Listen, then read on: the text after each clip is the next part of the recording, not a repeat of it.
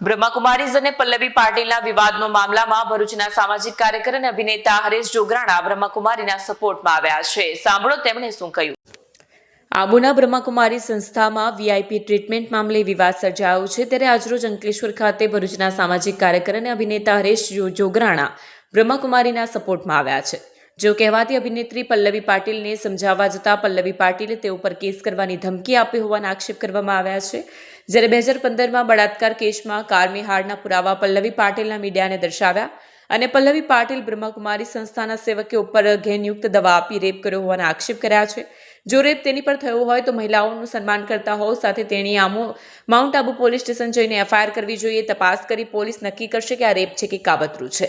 આ કહેવાતી અભિનેત્રી બ્રહ્માકુમારી સંસ્થા પાસે મોટી રકમ પડાવવા માટે સાથે સુવિધા ભોગવવાનું કાવતરું હોવાનું હરેશ જોગરાણે આક્ષેપ કર્યા। તેઓ આ મહિલા ધાર્મિક સંસ્થાઓ મંદિરોને એકલ ડોકલ લોકોને નિશાન બનાવી રૂપિયા ખંખેરતી હોવાના પણ આક્ષેપ કર્યા છે। સાંભળો તમે તેમણે શું કહ્યું। નમસ્કાર, મારું નામ હરેશ જોગરાણા છે। હું ગુજરાતી ફિલ્મ અભિનેતા, નિર્માતા, લેખક અને નિર્દેશક છું, તેમજ સામાજિક સંસ્થાઓ સાથે સંકળાયેલ છું। હવે હમણાં એક મુદ્દો ખૂબ જ ચર્ચામાં છે, જે બ્રહ્માકુમારીને લઈને છે, જે પલ્લવી પાટીલ પોતાને એક અભિનેત્રી ગણાવે છે અને બ્રહ્માકુમારીના એક સેવક અમિત રાઠોડ ઉપર એને અનેક આક્ષેપો કર્યા છે કે મને ઘેનમાં દવા આપી દીધી અને મારી ઉપર રેપ કરવામાં આવ્યો। ભાઈ, જો તારી ઉપર રેપ કરવામાં આવ્યો અને સાચે જ રેપ કરવામાં આવ્યો હોય તો હું મહિલાઓનું સન્માન કરું છું અને હું માનું છું કે જો રેપ થયો હોય તો તારે માઉન્ટ આબુ પોલીસ સ્ટેશન જવું જોઈએ, એફઆઈઆર કરવી જોઈએ। તપાસ પછી પોલીસ નક્કી કરત કે આ રેપ થયો છે કે આ કાવતરું છે। એટલે બ્રહ્માકુમારી પાસે મોટી રકમ હેઠવા માટેનું આ એક માત્ર ને માત્ર કાવતરું છે અને સુવિધાઓ ભોગવવા માટેનું, કેમ કે એની મમ્મી વર્ષોથી બ્રહ્માકુમારી સાથે સુરેખાબેન જોડાયેલ છે। આ પલ્લવી પાટીલ જે છે એ આવી હેબિટવાળી છોકરી છે અને આમ કહું તો જાણે અજાણે પણ ફિલ્મ ઇન્ડસ્ટ્રીમાં આને સૌથી પહેલો બ્રેક મેં આપેલો।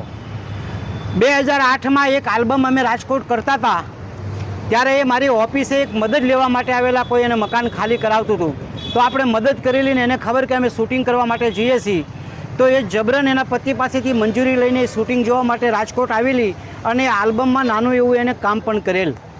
બસ ત્યારથી પછી આને એમ થયું કે ભાઈ આ તો ફિલ્મ ઇન્ડસ્ટ્રી બહુ ગ્લેમરવાળી છે અને આડા આવડા ધંધાઓ કરીને એને પૈસા મેળવીને પોતાના હસબન્ડને ડિવોર્સ આપી દીધા અને મંડળું મળ્યું મહેસાણામાં નામની એક ગુજરાતી ફિલ્મ કરેલી। પણ એના પછી તો પાછળથી આ બાઈ પોર્ન ફિલ્મોમાં જતી રહી મુંબઈમાં અને પોર્ન ફિલ્મોની અંદર કામ કરીને એની ઘણી પોર્ન ફિલ્મો પણ મેં જોઈ છે, લોકોએ પણ જોઈ છે, આખું અંકલેશ્વરી બાબતમાં જાણે છે। પણ એનાથી આપણને કોઈ મતલબ હોઈ શકે નહીં, એ એનો નિજી ધંધો છે। પરંતુ બનાવ બન્યો એવો કે 2015માં મારા એક મિત્ર રાજુભાઈ, એની દીકરીના લગ્ન સુમિત વસંતલાલ પંચાલ સાથે થયેલા। એટલે આ બાઈએ સુમિત વસંતલાલ પંચાલને ફસાવ્યો, જે સુમિત વસંતલાલ પંચાલ 2 બાળકોનો પિતા હતો અને કીધું કે તું મારી સાથે લગ્ન કર। હવે ઓલરેડી પેલો મેરિડ હતો, પણ આ બાઈ સમજીને અને એની પાછળ પડી, બંનેને બોલાવીને મેં સમજાવ્યા પણ સમજેલ નહીં અને છેલ્લે સુમિત વસંતલાલ પંચાલની પત્નીએ સુમિત વસંતલાલથી ડિવોર્સ લઈ લીધા, એનું ઘર તૂટી ગયું। આ ઘર તોડવા માટે જવાબદાર આ પલ્લવી પાટીલ હતી। ત્યારે અમને એમ થયું કે આ જે થઈ રહ્યું છે બહુ જ ખોટું થઈ રહ્યું છે, એને શરૂઆત મારે ત્યાંથી કરી હતી। હવે એના પછી થોડા જ સમયમાં સુમિત વસંતલાલ પંચાલ ઉપર રેપનો કેસ આ બાએ દાખલ કર્યો અંકલેશ્વર જીઆઈડીસી પોલીસ સ્ટેશનમાં। આ એની એફઆઈઆર અને જજમેન્ટની કોપીઓ મારી પાસે છે, એ હું બધાને આપીશ। અને એના પછી લગભગ 2 મહિના સુમિત વસંતલાલ પંચાલ જેલમાં રહ્યો। એન કેન પ્રકારે બિચારો જામીન પર છૂટ્યો, એના બાપનું નામ પણ એ કેસમાં ઢસેડ્યું, જે આ કેસ દરમિયાન મૃત્યુ પામેલ। એટલે આ બાઈ યાને કે પલ્લવી પાટીલ ઉર્ફે રાધા નિકમ, જેનો પતિ ગણેશ નિકમ એને છોડીને હંમેશના માટે દુબઈ, આ બાઈ આવા ધંધા કરવાની ટેવાયેલી છે। મંદિરો, ધાર્મિક સંસ્થાઓ અથવા તો કોઈ એકલ દોકલ માણસોને એ શિકાર બનાવીને એની પાસેથી રકમ હેઠવી અને લોકોને બ્લેકમેલ કરવા આનો ધંધો છે। મને એમ થયું કે મને ઓળખે છે, ચાલો હું એને સમજાવું, એટલે મેં એને ફોન કર્યો એટલે એને મને પણ ધમકી આપી ટેક્સ્ટ મેસેજ કરીને કે હવેથી જો મને ફોન કર્યો તો તને પણ કેસમાં ફસાવી દઈશ। એટલે આમ આ પોતાના ધંધા આવા કરવાથી ટેવાયેલી હોવાથી બ્રહ્માકુમારીમાં પણ હું ગયો, બ્રહ્માકુમારી બહેનોને મળ્યા, અમને સાંભળ્યા એટલે મને એના પરથી ખબર પડી કે આ ખોટું છે.